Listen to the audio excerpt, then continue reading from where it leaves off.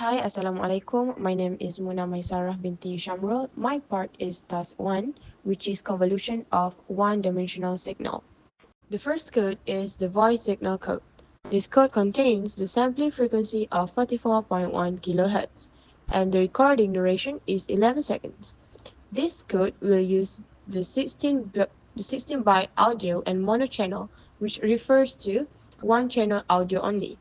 This is the part where the audio of team members are recorded. Okay, now this is the part of generate an impulse response with enhanced robot-like effects.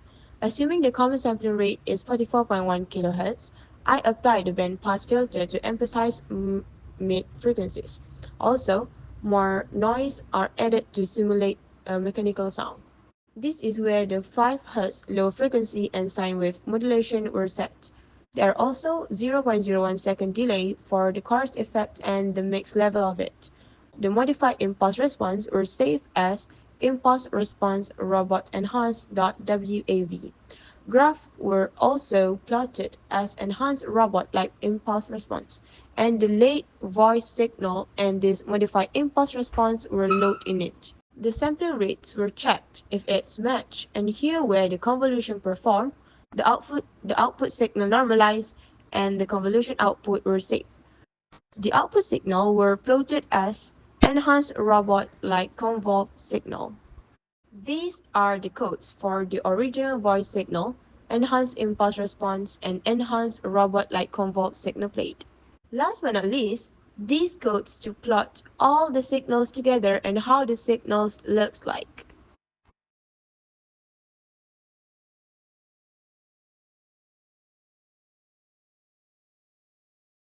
Maisarah.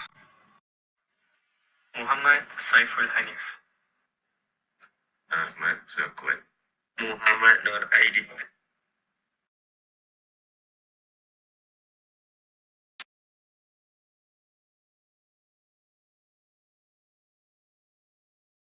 Maisarah. Muhammad Saiful Hanif. Ahmad Zakwan. Muhammad Aidid.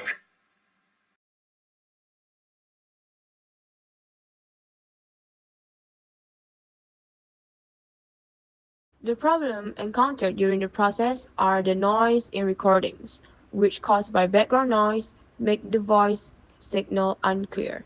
We should record our voice in more quiet environment. Second, the playback latency which causes delays. To overcome this, the playback pipeline should be optimized. As for the last one, hardware limitations. The poor quality speakers or headphones are affecting the results, and such high quality audio equipment should be used. That's all from me. Thank you. For task 2, I'll show you how we can use Fourier series to create a simple song.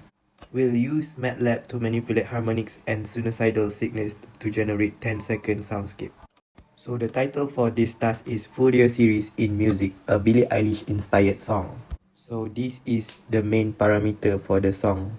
First, a sampling frequency of 42 kHz for high quality audio, a duration of 10 seconds divided into 1 second interval, frequency ranging from 100 Hz to 240 Hz for the bass tone, and lastly a dynamic amplitude pattern that adds emotional depth to the sound, so it could sound like Billie Eilish song. This is some breakdown of the MATLAB code structure. First, we define a time vector and initialize an empty waveform. Second, for each of 1 second interval, we calculate the frequency and amplitude. And third, the sine wave is generated for each note representing the bass tone. And finally, the waveform is normalized and the song is plotted and played. So this is the audio that will be shown to the presentation.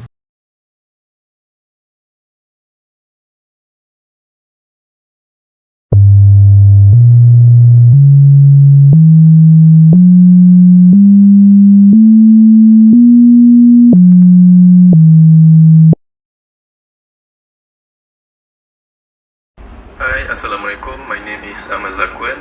So my part is task 3, which is fast Fourier transform. I need to snap a photo of my team members, and this will be my original image. I visualize my image into frequency frequency domain using fast Fourier transform and reconstruct it back to the spatial domain. So first of all, I clear all the data, the previous data, and then I load the image from the file path and display it as the original image. After that, from line 4 to 5, I convert the original image into grayscale image and show the output of the grayscale image. After that, I apply the fast Fourier transform, which start from line 7 until line 10. The FFT is applied to the grayscale image, transforming it into the frequency domain. High frequency components represent fine details on an edge, while low frequency component represent small areas and overall structure. So output 3 will be the Fourier transform of an image. At the line 12, the frequency data is shifted so that the low frequency are at the center and the high frequency are pushed upward.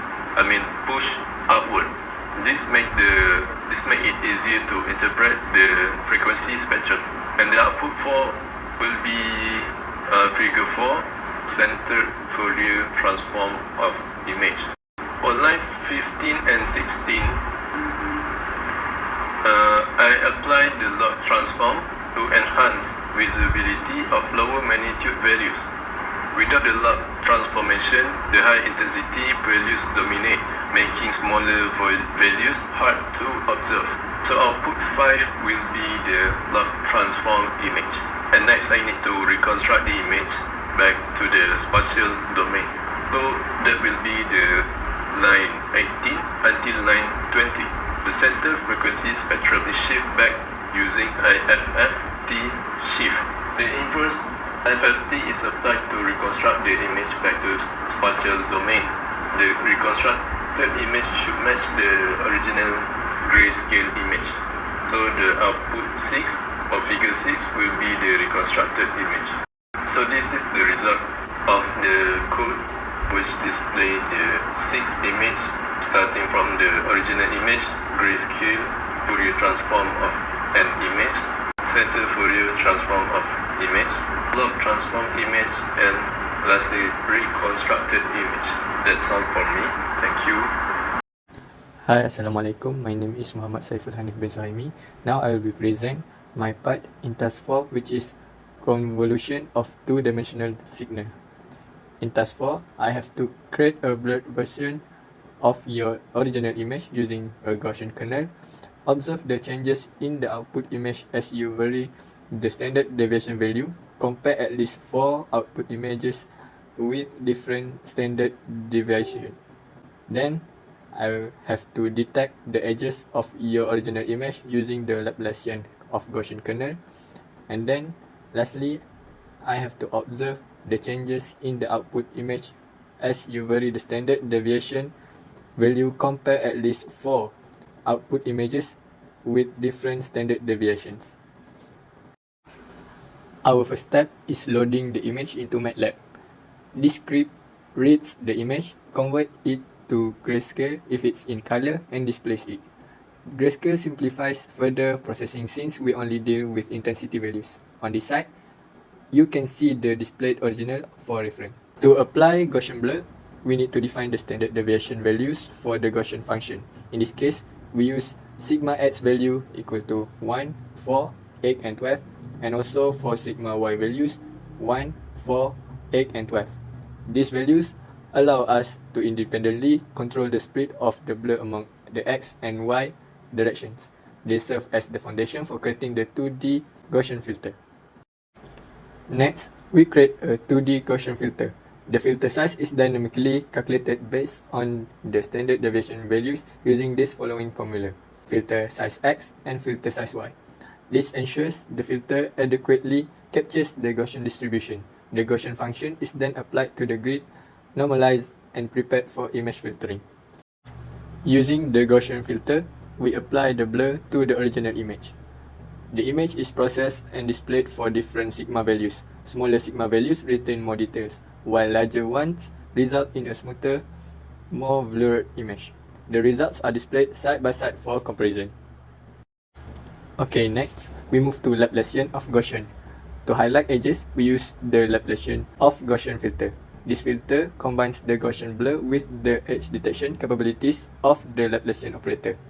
The formula for creating the log filter is more complex. This creates a filter sensitive to edges while reducing noise. The mean of the filter is subtracted to ensure zero-sum properties, essential for edge detection. Now, it's time to apply log filter to the image. This code is used to display the filtered image and normalize for better visualization. So this is the original image before the Laplacian filter and Gaussian blur is applied. Now, let's compare the results of the Gaussian blur. At low sigma values, such as sigma equal to 1, the image retains much of its detail while reducing minor noise. As sigma increase, sigma value equal to 4, 8, and 12, the image becomes progressively smoother.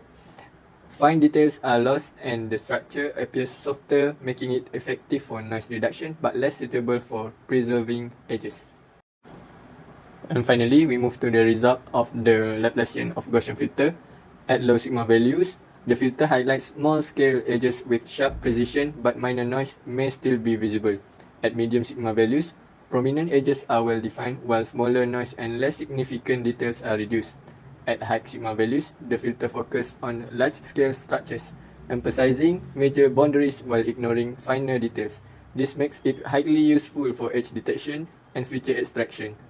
In summary, Gaussian blur is ideal for smoothing and noise reduction, while log excels at detecting edges and emphasizing structural features. That's all from us. Thank you.